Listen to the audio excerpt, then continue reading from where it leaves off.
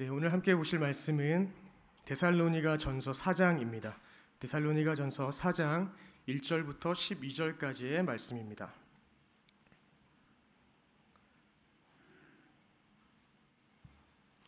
데살로니가전서 4장 1절부터 12절까지의 말씀 한 절씩 교독하신 후에 마지막 절은 함께 읽도록 하겠습니다. 제가 먼저 읽겠습니다.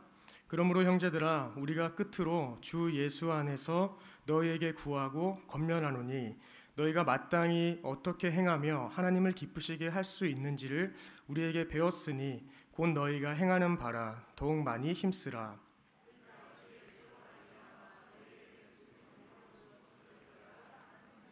하나님의 뜻은 이것이니 너희의 거룩함이라 곧 음란을 버리고 하나님을 모르는 이방인과 같이 세욕을 따르지 말고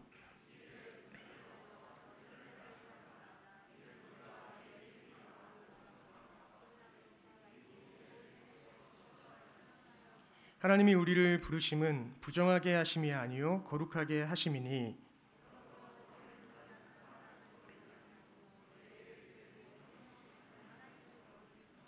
형제 사랑에 관하여는 너희에게 쓸 것이 없음은 너희들 자신이 하나님의 가르치심을 받아 서로 사랑함이라.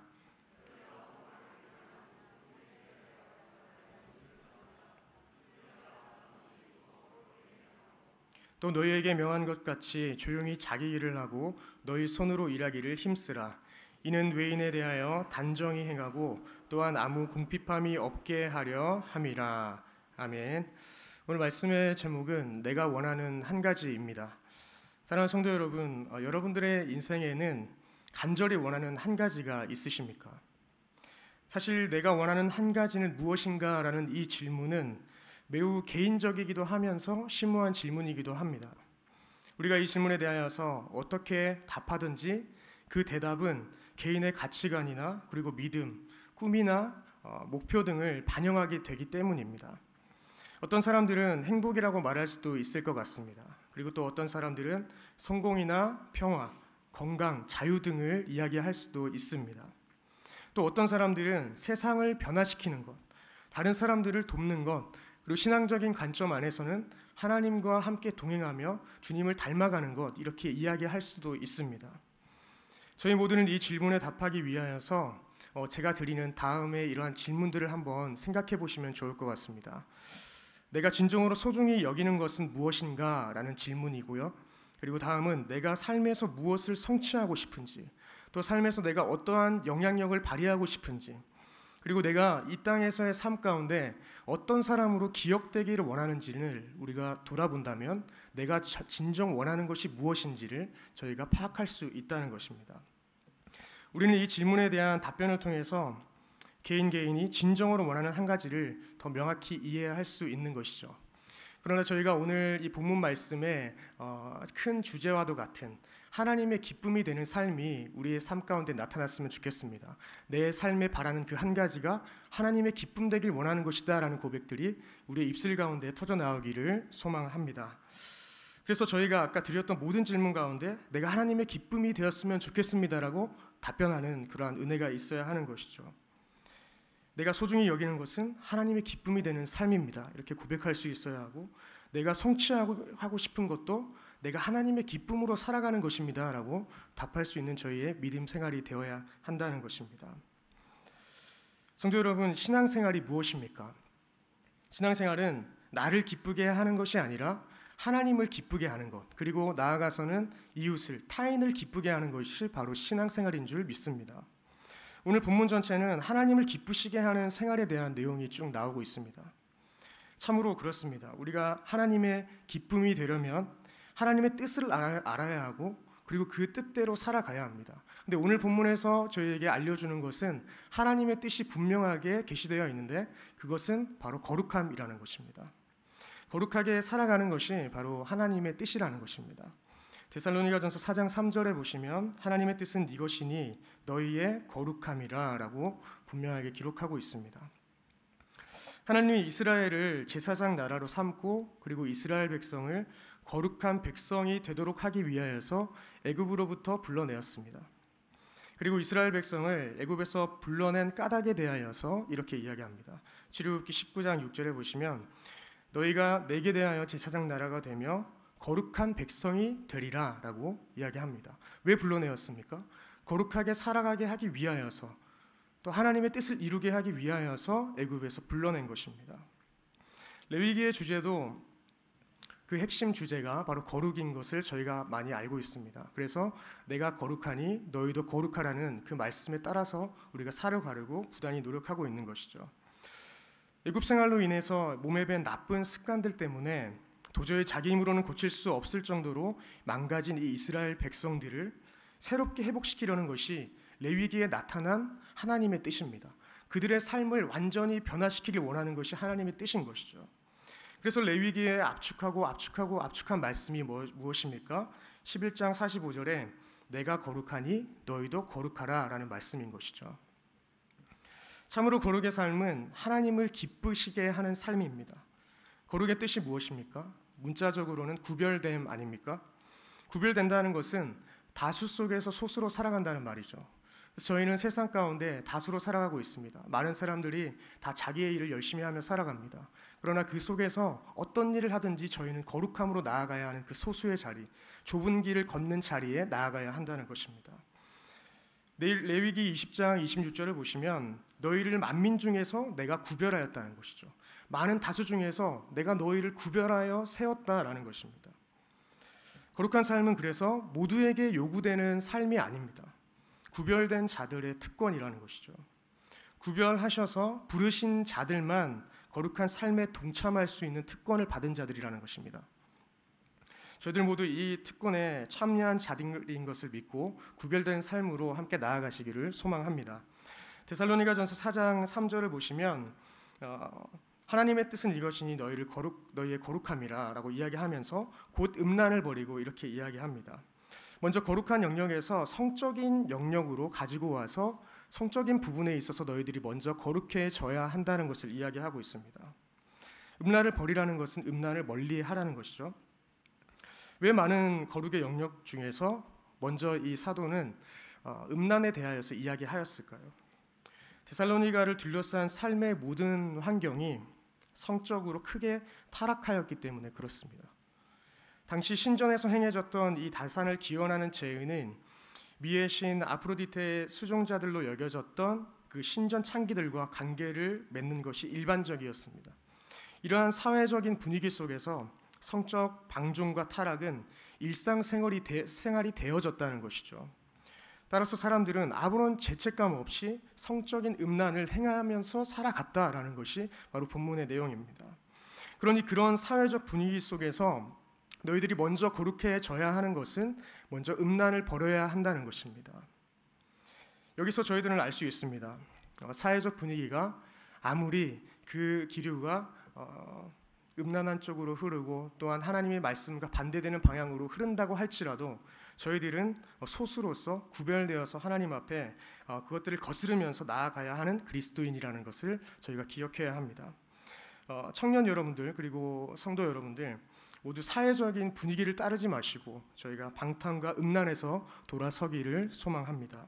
데살로니가전서 4장 4절에 거룩함과 존귀함으로 자기의 아내 대할 줄 알고 이렇게 기록합니다. 먼저는 이 거룩함의 영역, 그 음란의 영역 이것이 가정에서 먼저 지켜져야 한다는 것이죠. 부부 관계에서 먼저 평안하라는 것입니다. 당시에도 부부 관계를 떠난 관계가 당연시 되어지는 그런 사회적 분위기 속에서 이런 말씀이 주어진 것이죠. 그러나 성도는 이 세상의 흐름보다는 주님의 말씀에 비추어서 주님의 뜻대로 살아가야 하는 줄 믿습니다. 그래서 본문과 같이 난잡했던 그러한 사회적 분위기의 성생활을 끊고 아내를 존귀하게 대하고 아내와만 관계하라는 것이죠. 근데 여기서 거룩함은 어떤 의미입니까? 청결하다라는 것이 바로 거룩의 의미이죠. 그런데 옆에 있는 이 존귀함, 이 티메라는 단어는 귀중품으로 해석이 되기도 합니다. 그러니까 아내를 귀중품 다루듯이 아주 귀하게 여겨야 한다는 것을 보여주고 있습니다. 네, 우리 옆에 분들과 한번 인사하겠습니다. 당신은 소중합니다. 네, 잠 좀 깨시지요? 네. 그래서 저희가 아내를 대할 때, 남편을 대할 때 우리가 소중한 것을 다루듯이, 귀중품을 다루듯이 서로를 대하는 그런 은혜가 있기를 소망합니다. 베드로전서 3장 7절에도 분명하게 아내에 대해서 연약한 그릇이다. 그리고 그 아내는 귀히 여겨야 할 대상이라는 것을 분명하게 기록하고 있습니다. 여성들은 당시 사회에서 신체적으로 연약할 뿐만 아니라 사회적으로도 연약한 존재였죠. 고대 사회에서 여성은 어떻습니까? 남성보다 지위가 낮고 법적 그리고 경제적 권리가 제한되어 있었습니다. 그러니 더욱 연약한 그릇으로 여겨질 수밖에 없는 것이죠.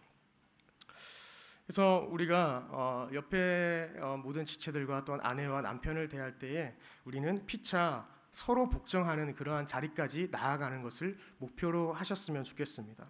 에베소서 말씀을 보시면 그리스도를 경외함으로 피차 복종하라고 기록하고 있습니다.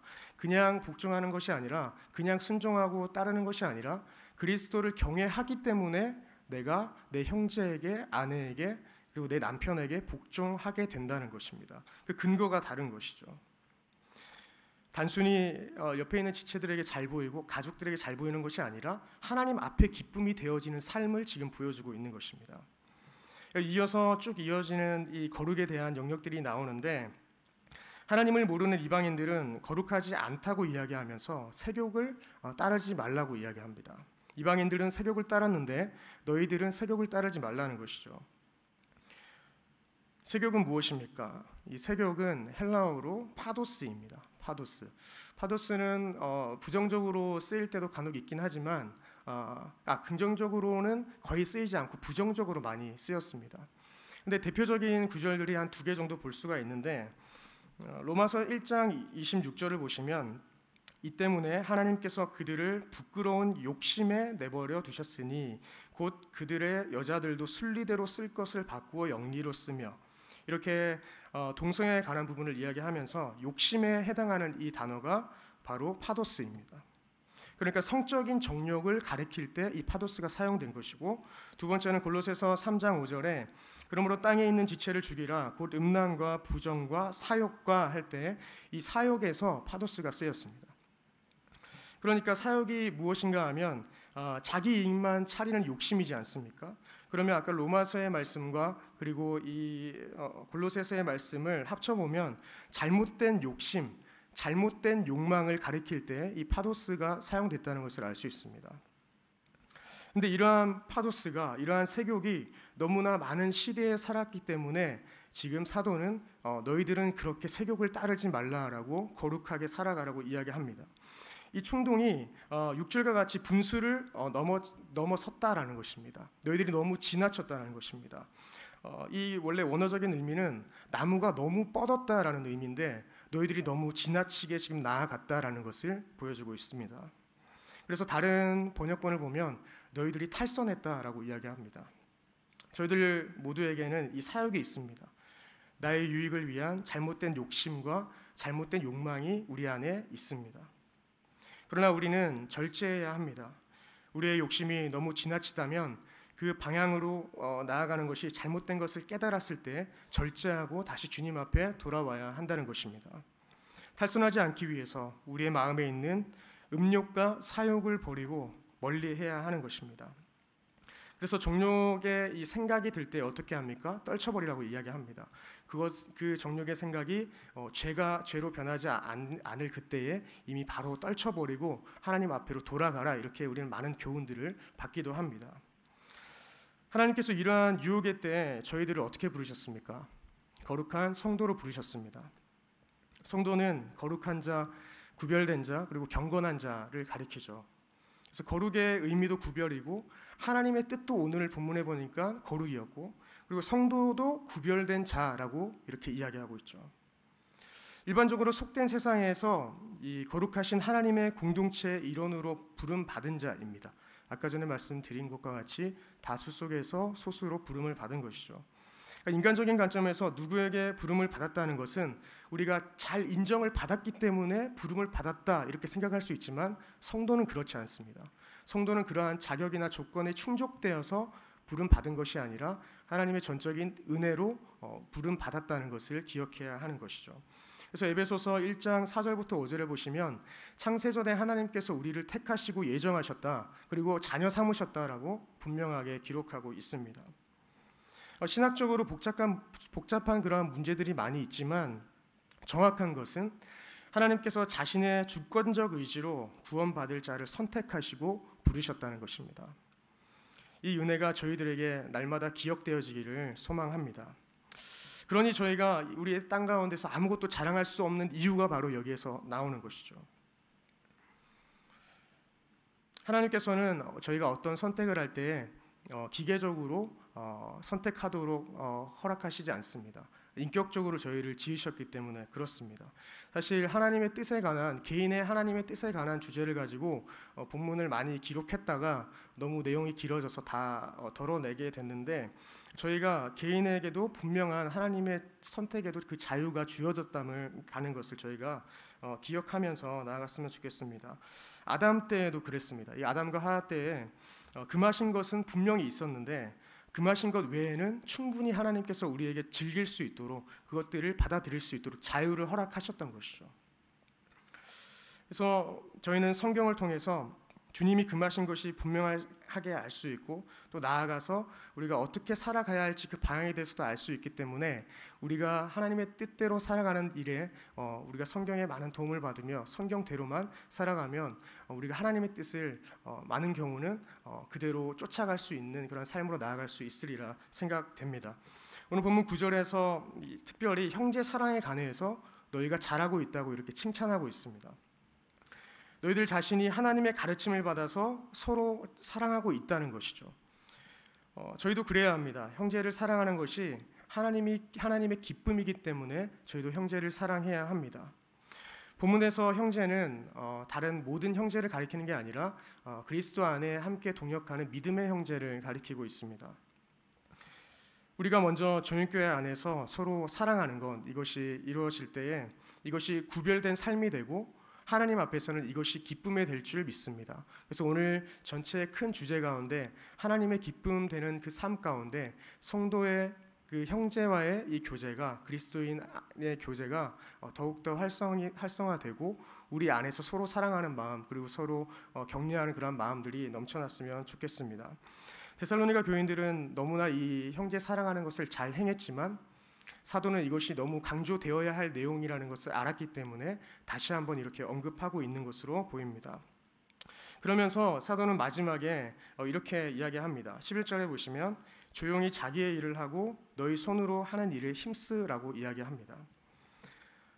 일터에서 구별됨, 이 일터에서의 거룩함을 이야기하고 있는 것입니다. 이러한 삶이 하나님의 기쁨이 되는 것이죠. 근데 바울은 왜 갑자기 거룩의 얘기를 나누다가 이렇게 일터까지 가게 되었을까요? 노동을 강조하는 이 이유가 뭘까요? 당시 헬라 세계는 육체의 노동을 노예들이나 하는 부정적인 것으로 이렇게 여겼습니다. 그러나 사도는 이제 새로운 윤리를 가르치기 위해서 노동은 부정한 것이 아니라는 것을 이야기하고 있는 것이죠. 그래서 재림을 기다리는 자들의 삶이 게으르지 않고 자신의 자리에서 조용히 자기의 일을 하는 것이다 라고 이렇게 이야기하고 있는 것입니다. 그냥 그 일을 행하는 것이 아니라 본문과 같이 내게 주어진 그 자리에서, 일터에서 너희 손으로 일하기를 힘쓰라고 이야기하고 있는 것이죠. 바울 자신도 사실 모범이 되었습니다. 스스로 천막을 만드는 노동을 하면서 성도들로 하여금 자기들의 맡은 바 생업에 충실하다는 그러한 그 모범이 되는 모습도 보여주기도 했습니다. 저희들은 하나님의 은혜로 선택받은 자들이지 않습니까? 거룩하게 부르심 받은 자들입니다. 하나님께서 반드시 재림하시는 줄 믿습니다. 그런데 저희는 그 때와 시기를 알 수 없습니다. 그러나 우리가 그 시기를, 그 때를 알지 못하는 것은 하나님의 은혜로 보입니다. 만약 주님께서 한 달 뒤에, 1년 뒤에 우리에게 나타나신다고 하면 저희들은 잘 준비되지 못했을 것이고, 또한 우리는 한 달, 1년의 시간만 있다가 주님이 바로 오신다고 했을 때에 우리가 하고 있는 일들을 열심히 안 할 가능성이 많습니다. 그래서 하나님께서는 그 때와 시기를 알려주시지 않고 우리가 하루하루 가정에서, 교회에서, 그리고 직장에서 열심히 살아가기를 원하는 것, 그 가정에서 또한 거룩하게 살아가길 원하는 것이 바로 하나님의 뜻이라는 겁니다. 저희가 이 하나님의 뜻을 깨닫고 게으르지 말고 조용히 자기의 일을 교회에서도 그리고 각자의 일터에서도 열심히 거룩한 삶으로 나아가는 저희들 모두가 되었으면 좋겠습니다. 12절에는 마지막으로 단정히 행하라고 이야기합니다. 이것은 단정히 행한다는 것은 그냥 단정하게 옷을 입고 이런 의미가 아니라 본이 되라는 것을 의미하고 있습니다. 우리는 교회 안에서 본이 될 수 있습니다. 조용히 내게 주어진 일을 하면서 교회 안에서 본이 될 수 있습니다.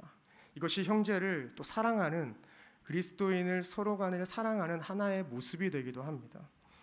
원하기는 저희 모두 주님 오시기까지 이 거룩하게 부르신 하나님의 뜻에 따라서 충동적인 욕망에 이끌려 세욕을 따르지 않고 형제를 사랑하고 또한 나의 일터에서 교회에서 조용하게 자기의 일을 열심히 수행하면서 서로에게 본이 되어지는 그런 거룩한 삶, 하나님의 기쁨이 되는 삶을 살아가기를 소망합니다. 네, 말씀을 맺겠습니다. 사랑하는 성도 여러분, 여러분들은 무엇을 원하십니까? 저희 모두가 원하는 한 가지가 다 주님의 기쁨이 되기를 소망합니다. 8절에는 이 부르심을 저버리는 자에 대해서 이야기하는데, 이 부르심을 저버리는 자는 바울의 말을 저버리는 것이 아니라 성령을 주신 하나님을 저버리는 것이다 라고 분명하게 이야기합니다. 저버리는 자에 해당하는 이 아데테오는 폐기하다, 얕보다, 깨트리다라는 그러한 의미를 가집니다. 그러니 어떻습니까? 하나님을 저버리는 자는 주님과의 관계를 무효로 만드는 것이고 그 관계를 깨트리는 자입니다. 폐기하는 자이고 주님을 얕보는 자라고 분명하게 이야기합니다.